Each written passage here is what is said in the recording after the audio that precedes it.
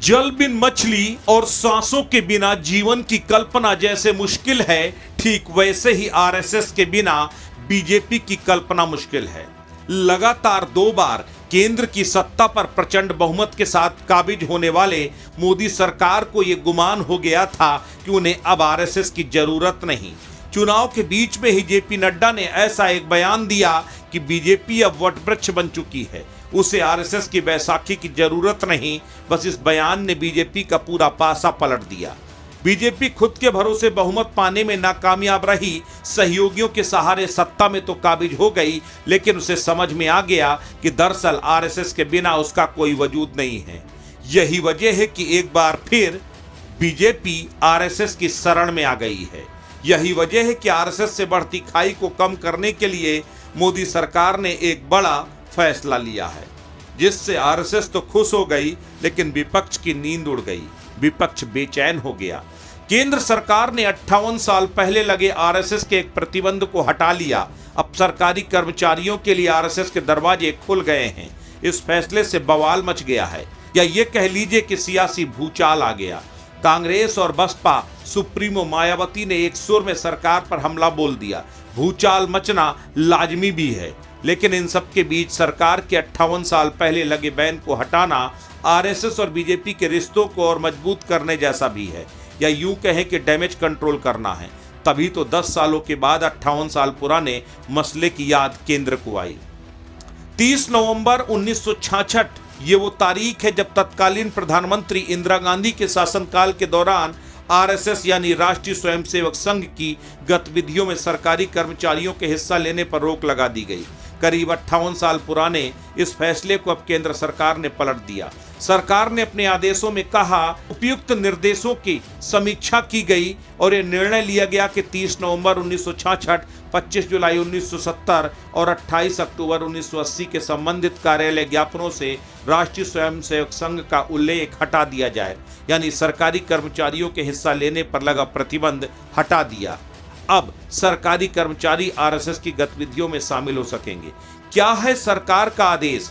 9 जुलाई 2024 को केंद्र सरकार ने आदेश जारी किया। आदेश में कहा गया कि सरकारी कर्मचारी आरएसएस की गतिविधियों में शामिल हो सकते हैं। आदेश government India, ministry of personnel, public grievances and pension department of personnel and training department की तरफ से जारी किया गया। आदेश पर deputy secretary government of India के हस्ताक्षर हैं। सरकार के फैसले के बाद सियासत भी गर्मा गई। यही वजह है कि सबसे पहले इसको लेकर हंगामा किया पूर्व सीएम मायावती ने। संघ पर केंद्र के फैसले को लेकर बसपा सुप्रीमो मायावती ने भी ऐतराज जताया। मायावती ने एक्स पर लिखा, सरकारी कर्मचारियों को आरएसएस की शाखाओं में जाने पर 58 वर्ष से जारी प्रतिबंध को हटाने का केंद्र का निर्णय देशहित से परे है। राजनीति से प्रेरित संघ तुष्टीकरण का निर्णय है, ताकि सरकारी नीतियों और इनके अहंकारी रवैयों को लेकर लोकसभा चुनाव के बाद दोनों के बीच तीव्र हुई तल्खी दूर हो। सरकारी कर्मचारियों को संविधान कानून के दायरे में रहकर निष्पक्षता के साथ जनहित और जन कल्याण में कार्य करना जरूरी होता है, जबकि कई बार प्रतिबंधित रहे आरएसएस की गतिविधियां काफी राजनीतिक ही नहीं बल्कि पार्टी विशेष के लिए चुनावी रही हैं। ऐसे में निर्णय अनुचित है, तुरंत वापस हो। तमाम विरोधी नेताओं की ओर से बीजेपी के संघ की शरण में जाने को लेकर चुटकी भी खूब ली गई। कांग्रेस ने केंद्र सरकार की आलोचना करते हुए कहा कि फरवरी 1948 में गांधी जी की हत्या के बाद सरदार पटेल ने आरएसएस पर प्रतिबंध लगा दिया था। उसके बाद अच्छे आचरण के आश्वासन पर प्रतिबंध को हटाया। उसके बाद भी आरएसएस ने नागपुर में कभी तिरंगा नहीं फहराया। 1966 में आरएसएस की गतिविधियों में भाग लेने वाले सरकारी कर्मचारियों पर प्रतिबंध लगाया गया था और यह निर्णय सही था। जयराम रमेश ने कहा, यह 1966 में बैन लगाने के लिए जारी किया गया आधिकारिक आदेश है। 4 जून 2024 के बाद स्वयंभू नॉन बायोलॉजिकल प्रधानमंत्री और आरएसएस के बीच संबंधों में कड़वाहट आई है। 9 जुलाई 2024 को 58 साल का प्रतिबंध हटा दिया गया, जो अटल बिहारी वाजपेयी के प्रधानमंत्री कार्यकाल के दौरान भी लागू था।